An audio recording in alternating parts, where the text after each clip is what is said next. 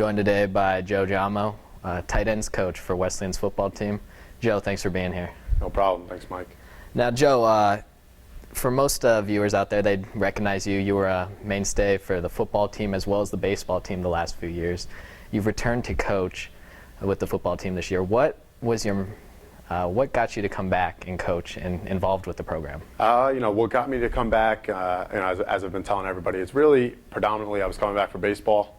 I was going to come back to start the master's program, and I wanted to be around the football program. Being a captain last year and being a player for 4 years, I definitely wanted to still be a mainstay in the program, as you said. And Coach Wesleyan, in the middle of the summer, he had approached me and he called me on the phone. Mm-hmm. I was coming up for the day camp, actually, and he was like, Coach Mello left, who was our tight ends coach last year.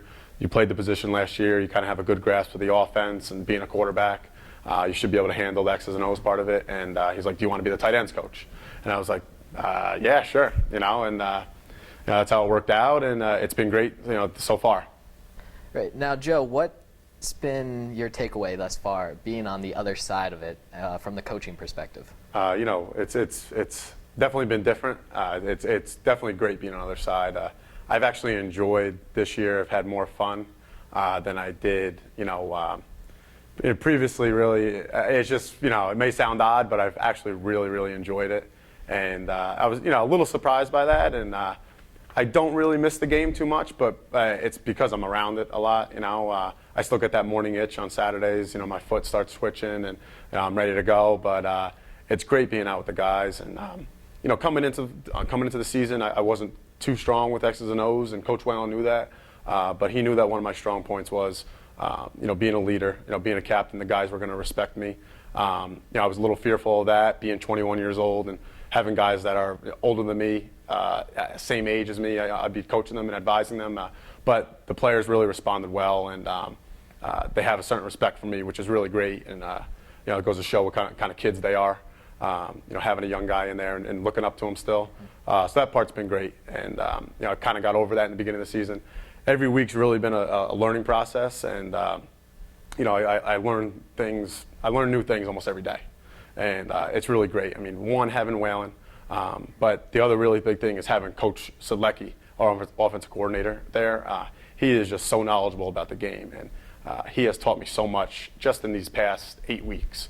I just sit in his office and I just observe him, and I just listen to him talk, and listen to him talk about his days at Yale and about recruiting and meeting people and everything that he did there, and everything that he's able to do here now and help Coach Wesleyan with at Wesleyan is things that he's picked up in the past. And it just works to our advantage so much. And it's just been great for me to have him as a mentor and learn from him. All right. Yeah, Joe, you mentioned being a leader and the guys responding to that.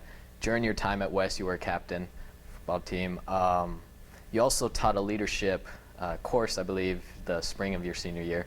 Wondering if you could discuss what you believe are the qualities a leader needs to possess and how you try and bring that into your coaching style and being a leader for the guys. One of the great things about Wesleyan is that they allow you to do independent studies. They allow you to do these student forums, they're called. And what it is you need a faculty advisor to assist you with the class and approve it to make it credible. And what it is I designed the syllabus and had to present it to the academic deans. The class ended up getting passed, and I took it from there. It was great. From my experiences predominantly with coaches, good and bad, I kind of based it around that. And going through sports my whole life, you saw positive and negative models of leadership. The class in general was leadership in the context of business, politics, sports, religion, and pretty much everything in between, with your family, personal issues. And it was really a great class. It really took off, very positive. One of the main things that I wanted the kids to get out of the class is to find their inner leader. Because what I believed is that, yes, leaders are definitely born. It definitely comes more natural to somebody, but leadership can also be learned, and it can be practiced. And that's what I try to beat home to my tight ends. I tell them every day, I go, be your own leader, be your own person. And there's definitely a lot of definitions of leadership, and there is no right or wrong answer. And it's going to continually be discussed for years to come. And right now it's actually being held again. Tom Sala, one of the hockey captains, is running the class, and they're talking about some of the same things that we did, but they're also, developing it more. So there's different ideas being thrown around, which is great. One of the big things, one of the big themes that we took out of the class, it took us all the way to actually the last class, the last week right before finals. We had Giulio Gallerati come in and talk to the class, and the big thing that he presented is trust. And I think that one of the best qualities that you can have as a leader, as a person, is to establish trust in the people you're leading. But how do you establish that trust? You establish that trust through having a vision, having values, having a set of morals and ethics that you live by every day of your life, so that you do seem stable, and you have these concrete ideas and values that you live by every day, and that people can follow you through. And through that and being consistent with that, you build this trust. So people will look up to you, and they're going to listen to you, and they're going to believe in you. And that's one of definitely the biggest qualities that you need as a leader. The other thing is there are dictator leaders, and there are democratic leaders. There's definitely times in coaching where I've had to come down hard on guys like John Day and Kevin Hughes and Matt Long, and Dave Knorr and Dudley. There's definitely been days where I've had to, yell at them. That's part of it. But also part of it is never embarrassing a kid, never really putting myself above them, making sure that I understand where they're coming from, and never making them feel like they are below me. Really, I want them to feel comfortable with me. I want them to feel comfortable talking to me about personal issues, and I want them to become better players.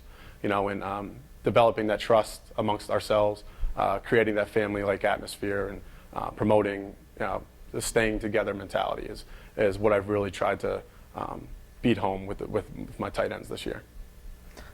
Great. Yeah, it sounds like you have a good grasp of the leadership qualities and kind of the approach you want to take to being a coach now with the team. Moving to, more of the future-oriented. I know you're going to be playing baseball this spring. You said you're in the master's program. Wondering if you have any idea what your plans are the next few years. Continue coaching, or if there's something else up your sleeve. So, this year it's definitely an interesting mix because I'm kind of like a player coach. I'm a coach right now. I'm definitely a professional. But once, the spring comes, I'm going to be one of the guys again. And I've been working out with the baseball team, and, I'm definitely, more mature than a lot of the guys. Some kids are still 17, 18. I'm turning 22. I've been through it. This is my 5th year, and they have a lot of learning to do, but I'm really looking forward to playing ball and, being low-key again and really having fun, one more year of having fun. That's what I'm really looking forward to, and hopefully win a championship along the way. But I'm really looking forward to that. Obviously, I'm doing the master's program. That's been great. And, for the future, I think a lot of times you go to school and, you're like, once I graduate, I'm going to have a great job. I'm going to be making a lot of money. And I think that as you grow up, you see how competitive it is, especially in an economy like this. But you also see that along the way, you need to find your passion.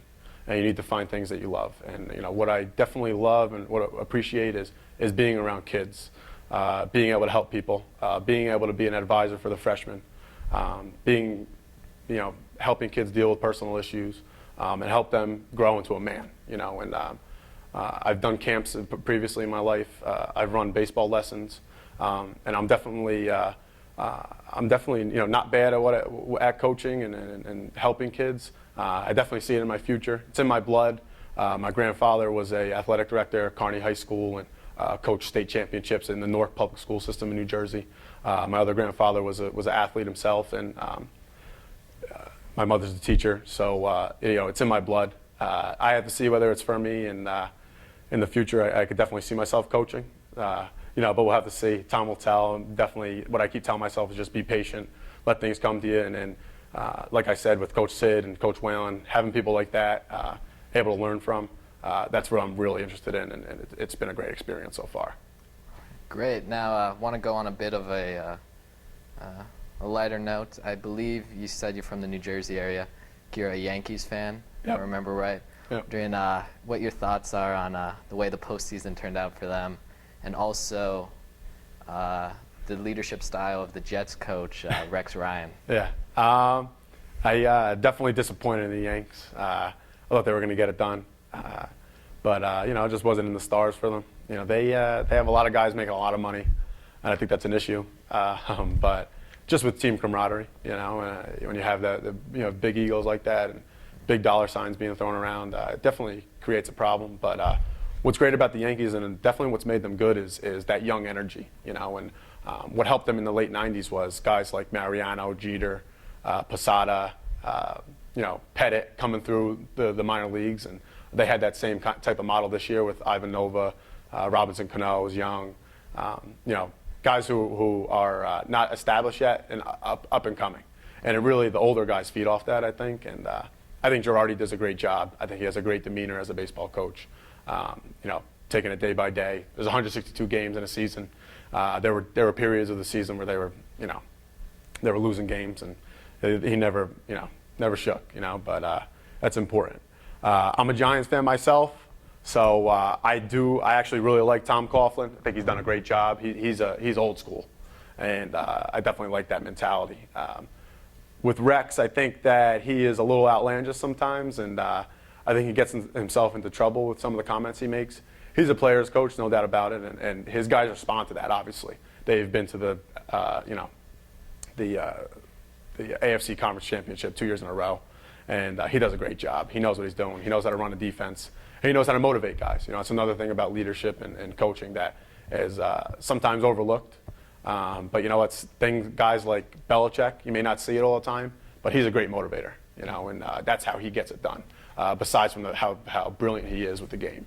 But I think Rex Ryan does a good job. I think he's great for New York. He's great for the Jets for what they're trying to do. They got a new stadium. They're trying to sell tickets. So he fills a lot of those jobs aside from coaching. But I think they're going to be successful. So. All right, great. That's going to wrap it up for today. I want to thank you again for being here, and wish you the best of luck in the future. Great, no problem. Go West.